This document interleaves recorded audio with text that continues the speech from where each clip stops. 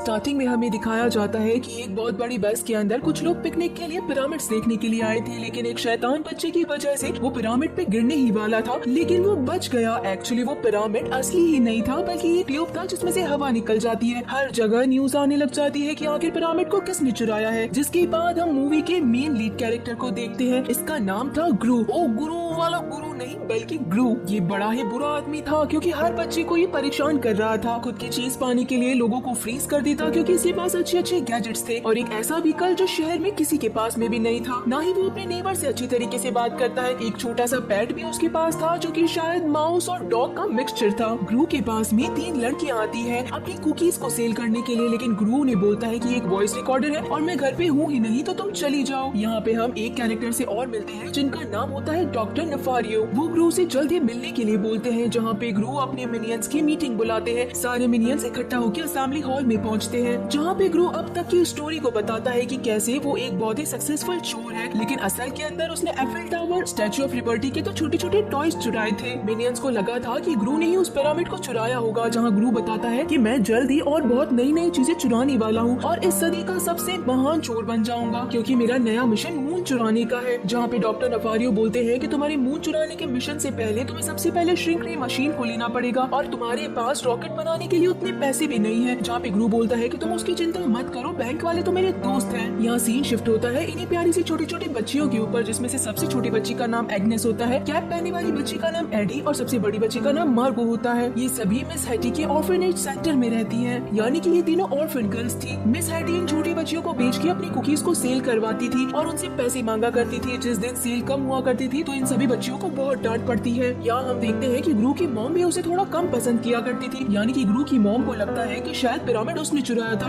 लेकिन ग्रू ने तो वो चुराया ही नहीं था। इसका मतलब था कि वो लूजर है। यहाँ पे ग्रू बैंक ऑफ इविल में पहुँचता है। ये एक ऐसा बैंक था जो कि सिर्फ और सिर्फ चोरों को फंडिंग करता था। जहाँ ग्रू को एक लड़का मिलता है जिसका नाम वेक्टर था। वो ग्रू के नजदीक आके उससे बात करना चाहता था और दोस्ती करना चाहता था, लेकिन ग्रू उसे इग्नोर कर देता है। वेक्टर अपने बिल्कुल फ्लॉप इन्वेंशन बताता है कि कैसे उसने शॉक वाली गन बनाई है। और अब बारी थी बैंक ऑफ इविल के बॉस की, जिसका नाम था मिस्टर पर्किंस। ग्रू हमेशा इनसे फंडिंग लिया करता था, जहाँ पे मिस्टर पर्किंस बोलते हैं कि हमने तुम में बहुत इन्वेस्ट किया, लेकिन तुम हमें कभी भी प्रॉफिट नहीं दे पाए। मुझे तुमसे पैसे निकलवाना अच्छी तरीके से आता है, और मार्केट में आजकल बहुत नए नए नौजवान चोर आ रहे हैं, तो तुम आखिर हमारे लिए क्या कर सकते हो। इसी के साथ भी ग्रू को पता चलता है कि बाहर जो लड़का वेक्टर बैठा था उसी ने ही पिरामिड्स को चुराया था। और अब मिस्टर पर्किंस ग्रू को बोलते हैं कि अगर तुमने श्रिंक रे मशीन चुरा ली तो मैं तुम्हारी फंडिंग के बारे में सोचूंगा। जिसके बाद अगला सीन हम देखते हैं सीधा गवर्नमेंट ऑफिस, जहाँ पे टॉप सीक्रेट का रिसर्च चल रहा था। यहाँ पे श्रिंक रे का टेस्ट किया जाना था, जहाँ पे एक बड़े से एलिफेंट को छोटा कर दिया गया, और तभी यहाँ पे ग्रू अपने गैजेट को लेके आता है, जहाँ से मिनियन नीचे पहुँचते हैं और श्रिंक रे को चुरा लेते हैं। लेकिन हमें आगे देखने के बाद पता चलता है कि विक्टर भी यहाँ पे अपने गैजेट के साथ आता है और ग्रू की चुराई हुई श्रिंक रे मशीन खुद चुरा के आगे चला जाता है। यहाँ सीन शिफ्ट छोटी बच्चियों पे होता है, जो कि रात में प्रे करती है कि काश हमें कोई फैमिली अडॉप्ट कर ले, ताकि हमें भी कोई बहुत प्यार कर सके। अगली सुबह हम देखते हैं कि ग्रू वेक्टर के घर में घुसने की बहुत कोशिश करता है, अलग अलग बेस बनाता है और अलग अलग रास्तों से जाने की कोशिश करता है, लेकिन वेक्टर हमेशा ग्रू को किसी न किसी तरीके से बाहर भेज देता है। दूर से ग्रू देखता है कि वही छोटी लड़कियां जो कि उसके घर पे कुकीज सेल करने के लिए आई थी, वो वेक्टर के घर पे भी आती है, और वेक्टर इन बच्चियों को अपने घर में बुला लेता है। जिसके बाद ग्रू को आइडिया आता है और वो डॉक्टर नफारियो को कॉल करके बोलता है कि आप जल्द ही छोटे रोबो कुकी बनाइए। और अगले ही दिन यहाँ पे ग्रू मिस हैटी के पास पहुँच जाते हैं एक डेंटिस्ट बनके, और बताते हैं कि मुझे इन तीनों लड़कियों को अडॉप्ट करना है, मैं काफी अकेला हूँ। प्रोफाइल देख के मिस हैटी ग्रू से सारे पेपर्स पे साइन करा लेती है, और इसी के साथ में बच्चियों को रेडी होने के लिए भी बोलती है। ये तीनों बच्चियाँ पहले तो ग्रू को देख के डरती है, गुड बाय करके और एक अच्छी होप के साथ चली जाती है। ग्रू को बच्चे बिल्कुल पसंद नहीं थे। जहाँ हम देखते हैं कि वेक्टर अपनी बेवकूफ हरकतों के साथ में इस श्रिंक रे मशीन के साथ में हर सामान को छोटा किए जा रहा था। ग्रू अब इन बच्चियों को लेके घर पहुँच चुका था, जहाँ पे ग्रू बहुत सारे इंस्ट्रक्शन देता है। एग्नेस जैसे ही इस डॉग का माउस को देखती है तो उसके पीछे पड़ जाती है और कहती है कि ये कितना स्वीट पेट है। ग्रू यहाँ पे इंस्ट्रक्शन देना शुरू करता है कि तुम्हें किसी भी चीज को हाथ नहीं लगाना है, और ना ही मुझे परेशान करना है, और ना ही रोना धोना है। जहाँ पे ये तीनों गर्ल्स बहुत सैड हो जाती है कि हम आखिर यहाँ पे करेंगे क्या। जिसके बाद डॉक्टर नफारियो यहाँ पे ग्रू को खुद का इन्वेंशन दिखाते हैं कि कैसे उन्होंने रोबो कुकी को बना लिया है। अब जब ये तीनों गर्ल्स ग्रू के हॉल में खेल रही थी तो गलती से इनका हाथ उसी पैनल पे चला जाता है, जहाँ से ग्रू सीधा मिनियन फैक्ट्री में पहुँचता है। ये तीनों लड़कियाँ भी अब कैप्सूल की मदद से सीधा बेसमेंट में पहुँच चुकी थी, जहाँ इन्हें सब कुछ पता चल जाता है कि ग्रू कोई साइंटिस्ट नहीं है, बल्कि वो तो केमिकल के साथ भी कुछ अलग ही चीज कर रहे हैं, और ऊपर से यहाँ बहुत सारे मिनियंस हैं। जहाँ पे ग्रू चिल्लाता है कि आखिर तुम गर्ल्स को मना किया था ना कि तुम नहीं नीचे आओगे तो फिर आखिर तुम यहाँ पे क्यों आए? जहाँ ये गर्ल्स बोलती है कि हम आखिर ऊपर क्या करते हैं, और अब तो हमें ये भी पता चल चुका है कि आप डेंटिस्ट नहीं है। जहाँ ग्रू बताता है कि हाँ मुझे बहुत इंपॉर्टेंट काम करना है तो मुझे बस वो काम करने दो। और ग्रू अपनी 2 मिनियंस को कहता है कि इन गर्ल्स का ध्यान रखना, जाके इनका टॉयज ले आओ। जहाँ पे ये मिनियन बड़े फनी वे के अंदर मॉल पहुँचते हैं। यहाँ दूसरी तरफ रात होने पे ग्रू जब इन तीनों लड़कियों को सुला रहा था तो उसमें से एग्नेस बोलती है कि आप प्लीज हमें स्टोरी सुनाइए, लेकिन ग्रू उन लड़कियों पे ध्यान नहीं देता। जहाँ एडी एग्नेस को बोलती है कि वो हमें कभी प्यार नहीं कर सकते। अगली सुबह इन तीनों गर्ल्स को डांस परफॉर्मेंस के लिए जाना था, लेकिन ग्रू का कहना था कि अभी तुम्हें कुकीज को सेल करने जाना है। तो लड़कियां मना कर देती है और बोलती है कि नहीं, पहले हमें डांस क्लास जाना है। ग्रू को ना चाहते हुए भी इनकी बेली डांस क्लास में जाना पड़ता है और उसके बाद में अब इन तीनों गर्ल्स को कुकीज देके ग्रू वेक्टर के घर में भेज देता है। जैसे ये तीनों गर्ल्स वेक्टर के घर में जाती है तो वेक्टर उन कुकीज को खोल देता है, जिसमें से कुकी रोबो बाहर निकल जाती है और ग्रू बाहर बैठ के सारे घर की मैपिंग कर लेता है। इधर वेक्टर जब बिलिंग कर रहा था तब तक उन छोटे रोबो ने उस सीक्रेट लॉकर में पहुंच के श्रिंक मशीन को स्कैन कर लिया था और साथ ही ग्रू के आने का रास्ता भी बना दिया था। लेकिन ग्रू जब उन मिनियंस को बोलता है कि मशीन को उठा के बाहर लेके जाओ, तब तक बाहर से उन कुकी रोबो ने तो दरवाजा ही बंद कर दिया था, यानी कि ग्रू वेक्टर की सीक्रेट लॉकर में फंस गया था।